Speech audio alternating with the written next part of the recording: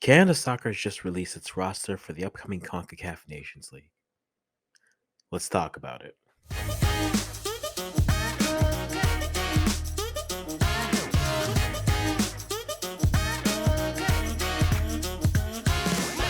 So, guys, welcome back. We're going to talk a little bit about Canada's Nations League. It will be very interesting to kind of talk about what it is. There's not many surprises, to be honest, but we'll kind of go through it here again. If you like Step of Contact, make sure you subscribe, hit the notification button, cover African and Canadian content. Right now, we got some Canadian content to talk about, so let's go through it. So, the roster is out, and let's talk about it. Goalkeepers Milan Borjan, Tom McGill, Dane St. Clair. Defenders, Sam Adekudbi, Derek Cornelius, Alistair Johnson, Scott Kennedy, Richie Larea Kamal Miller, Stephen Vittoria, Dominic Zator. In the midfield, you have Stefan Eustachio, Atiba Hutchinson, Ishmael Kone, Victor Latore, Jonathan Osorio, and David Waterspoon. And in the attack, you have Tejan Buchanan, Lucas Cavallini, Jonathan David, Alfonso Davies, Junior Hoylett, and Kyle Laren. It is here. Not many surprises, to be honest. I think some of us were looking and thinking maybe you'll see like a player like an Aiden Morris, based off of the words and the thoughts. Aiden wasn't going to be there. Aiden is still trying to decide if he wants to play for Canada or the U.S. As Herman said in his press conference, his heart may be with the U.S., and that's fine. You know, a national team offered and said they want him, but a player ultimately chooses. There's no problem with that. But in terms of this roster breakdown, there isn't really anything new, right? If we take a look at it, the only interesting things are what we didn't know, which is what we know. Tom McGill is essentially in the third goalie spot. It's good to see him back in, but Crépeau's not back in. A player like Hassal hasn't played much. Sirois is starting to get some good run. Maybe we see one of them come in for the Gold Cup. So seeing Tom McGill back is great. And we get to the defense. No real surprising names. It feels like Dominic Zator is battling out with like the Lucas McNaughtons, the Joel Watermans, the Kyle Heberts, and players like Daniil Henry if he gets to a team. They're all kind of battling for the same type of position. In the midfield, I think seeing Latore is good, and especially in back-to-back things. I think we might see him on the bench, get some minutes in this, depending, say, if this, if this goes as if this goes as well as Canadians hope it'll go. Maybe they think, you can get Latore in for his debut and gets his first cap. But Latore being here is probably your Sam Piet replacement. And then a player like David Wotherspoon is probably your Mark Anthony Kaye replacement. And I'll get to a few things here, I think, as well. Then up top, you have Tejan Buchanan, Lucas Cavallini back, replacing Ike Ugbo, who hasn't gotten any run recently, Jonathan David, Alfonso Davies, Junior Hoylett, Kyle Laren. Now, there was a report that there was going to be a core of players that would be brought in for the Gold Cup, which makes me think a player like maybe Mark Anthony Kaye gets brought in for the Gold Cup. A player like, I think there are players here that could be brought in for the Gold Cup who are on this roster, but also you can think of players who aren't. So like you could see like a core of Piet, Kaye, Cavallini, right? And then like a Derek Cornelius as like your core four. And then you find some other players in the roster who are around it. So maybe some players who are on the fringes. Those players 26 or depending on how many you have here, these players like 20 past to 23. So maybe 24 to 50. Maybe you see those types of players. So like the Liam Millers, the Theo Corbianos. Maybe you try to tie a Luca Cogliosho type. I don't think he'll come for that because I think you're better off getting him for a friendly. That being said, what does this roster tell me? There's a couple things. I think a three-person midfield is probably the way to go right now, which I was kind of in a conversation with a couple people. And I wonder what this formation does for the potential of getting players, right? If you look at this, we have Adekubi as a wingback slash fullback, Johnson as a fullback, wingback slash center back, Larea, all those three, and Zator can maybe switch a little bit in between. But you have three fullbacks slash wingbacks and then one fullback slash wingback slash center back.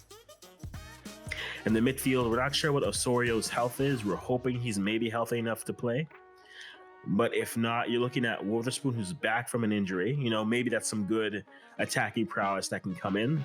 But it's looking like it's going to be a Kone, Eustáquio, and this is where it gets interesting. Do you trust Natiba to start here? Or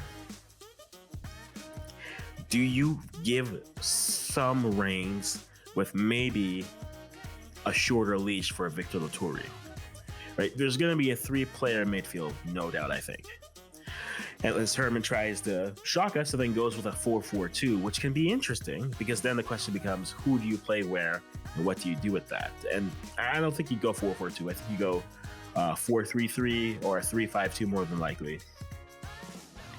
And then up top, you have Larin, who's in great form, David, who's in great form, Hoylett, who can play anywhere from the midfield. So he's a good replacement, and he can play up top. Cavallini has been gaining form in Liga Mexi. So it's good. It does create the question of who are your reserves options when it comes to grabbing more attacking width and pace. You don't have as much there. This is more of a rely on the veterans and kind of see what you can do. And that's my one question. I mean, going into Nations League, I have my only question in terms of this roster is, does the setup allow for more? Does the setup complement what the actual pool is? And I find that there's a lot of midfielder slash winger type depth that could come in, who are all kind of in that same category of you've seen glimpses, you see players who can do something, but maybe you haven't seen the consistency. But without that, where are you going to play them, right? Because if you try to play in the back three, if you play a 3-5-2, you're essentially saying you're going Tejan and Davies as your wing backs, and then backing them, you have Adekubi as well as a player like Richie Larea. And that's fine, but if you're, and I'm not saying this is necessarily why this said player didn't choose to come in, but if you're a player like a Mo Farsi, for example, who wasn't on the list, whether that was he didn't accept the call or whether that was the fact that maybe he wasn't asked to begin with, where does he fit? There's already 4 spots in the 3-5-2, so where are you going to play? He a perfect wingback, but is he better than? Is he rated higher than Adekubi? No. Is he rated higher than Larea? No. Those guys are getting more consistent minutes. And when I say is he rated, I'm saying it's from the standpoint, do I think the coaches would rate him? I personally would have put him in, or maybe you give them that run at the Gold Cup. But the problem with the Gold Cup is even making the roster means you're cap tied, which means if you're selected, you'd have to turn down the call. And I think, again, for a lot of the duels, you're probably going to be looking at the September window and the October window for friendlies to get some of those players in. Because I think that's your best chance to have them see the setup and go, yes, you'd love to have players commit immediately, but you're asking them to jump in immediately. I don't blame a player for taking a step back and say, let me see what this is all about before I jump in. Not everyone's going to be an Ike Ugbo and jump in immediately, or Stefan Eustáquio or Steven Vitória. But I think you do need to respect some of these players who say, yeah, let me see what this is in a no pressure situation. And then after that, we'll go from there. So what do I expect from this lineup? Borjan and net, probably a back three of, I think Herdman goes Johnston, Vitória, and Miller. I think he should go Johnston, Vitória, and Cornelius. I think that should be the back three. The midfield is going to be a 3, so it's probably going to be Eustáquio, Hutchinson, and Kone. But I don't sleep on the Loturi starting and then Hutchinson coming in the second half for like the last 30. Or you treat Hutchinson like the like a Christine Sinclair. Either use them for the first 45, or only use them for a max 60, or use them for the last 30 minutes of the game. So midfield's probably gonna be Eustáquio, Hutchinson, and Kone, but don't sleep on Laturi. And then wingbacks, Tejan and Alfonso, and up top you have players like, and then up top you got David and Larin. I think that's your starting 11 going against Padma in less than a week's time. But yeah, guys, what do you think about this? I think that's what you have. I think there are further conversations in terms of how do we think this affects future iterations of the team. Does the 3-5-2 give possibilities for depth, or does it just kind of sit there and then limit the opportunities?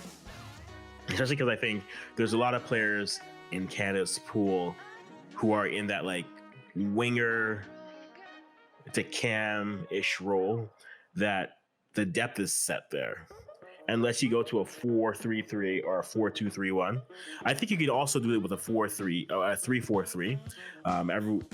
You could get away with it with a 3-4-3 ideally, and then you could play Davies as a wing back with either an Adekubi or Larea, and then you could put a Tejan up there. Then that opens it up for another winger, whether you want to put David or Larin out there, or maybe it opens up to put some new blood there, whether it's a Liam Miller out there again if he gains form, whether it's a Theo Corbiano, a Luca Koleosho, players like that. Those are the questions I think that we'll have to look at. We won't be able to have a good look at it, say, at the Gold Cup, but I think once you get to those friendlies in September, it'll be interesting, but we'll talk about that as we go. We'll probably have something for when we get the women's preliminary roster for Canada tomorrow, so we'll probably have something for that as well. But yeah, what do you guys think of the roster? What do you like? Do you think someone should have been submitted? Who was omitted? Let me know in the comments below. I'm going to stop rambling now.